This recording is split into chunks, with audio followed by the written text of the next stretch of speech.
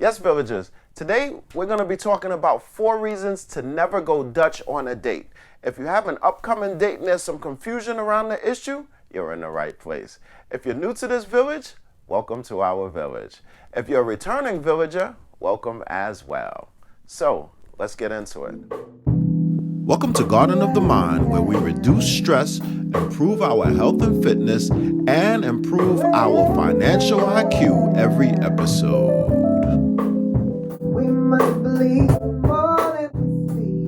Going Dutch. You pay for you, I pay for me. No harm, no foul, right? Well, it's not that clear cut in real life. Going Dutch can be based on so many different things. It can be based on your age, your maturity, where you are in life, what your career path is. There are infinite possibilities. Going Dutch is completely subjective, meaning if you ask one person, you get one answer. You ask somebody else, you get another answer. So it basically depends on who you ask. Now, normally when I do these shows, I try not to give my opinion. I try to be kind of middle of the road and give you an opportunity to figure out exactly how things should go. I'm still going to offer that, but my opinion does bleed through on this one.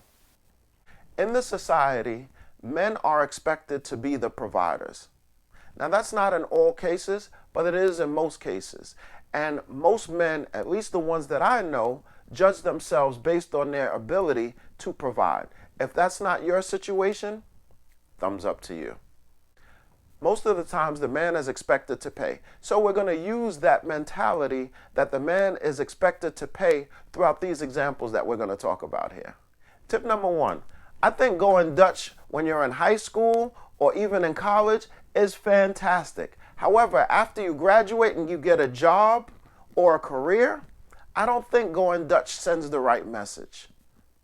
Usually first dates are to the restaurant. So if I went on a first date with someone and they offered to pay their share of the bill, I would probably think that there's probably not going to be a second date. Because to me, if you are asking to pay your portion on a first date, you're basically telling me that you're not really interested. This is not really going anywhere. Look, you didn't put any extra money out. It's a clean break, and that's it. I think when you go Dutch on the first date, it sets up a tone and it sets up petty into the relationship moving forward. I mean, I can't imagine going to a restaurant, going to a date, and sitting there saying, you had the spinach dip, that's $9.50. I only have $5 here. I mean, what type of relationship is going to come after that?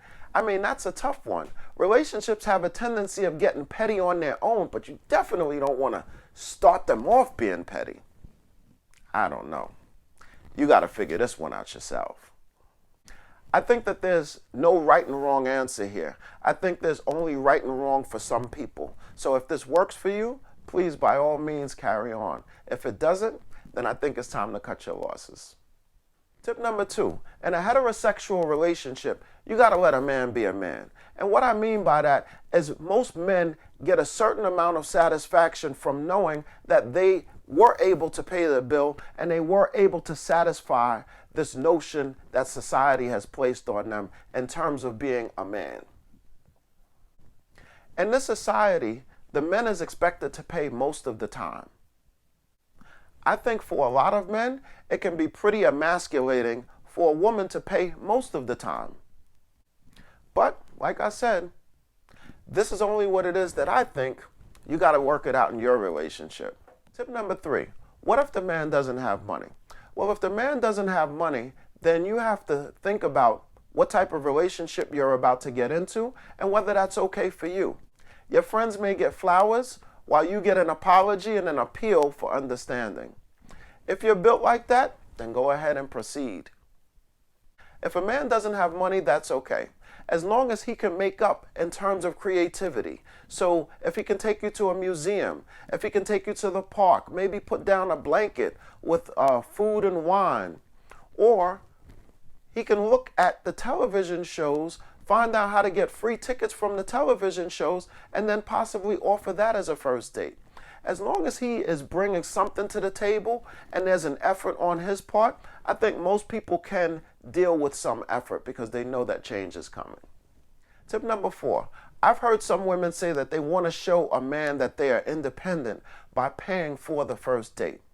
I don't think that's the best way to do it. If you want to show a man how independent you are, maybe you can pay for the second date. I think everything that you do sets a precedent. A precedent basically sets the tone for the relationship. By you going Dutch in the beginning, I think that you're sending a message that you don't necessarily have to treat me special because I'm like the homie.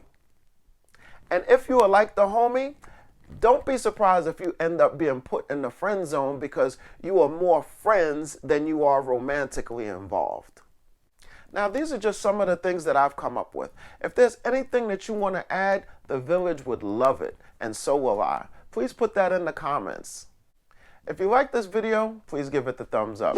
If you like this channel, please subscribe. If you want to know exactly when I post, which is Monday, Wednesday, and Friday, but the exact time, please click on that notification bell so you'll be the first one to know exactly what it is that we spoke about here.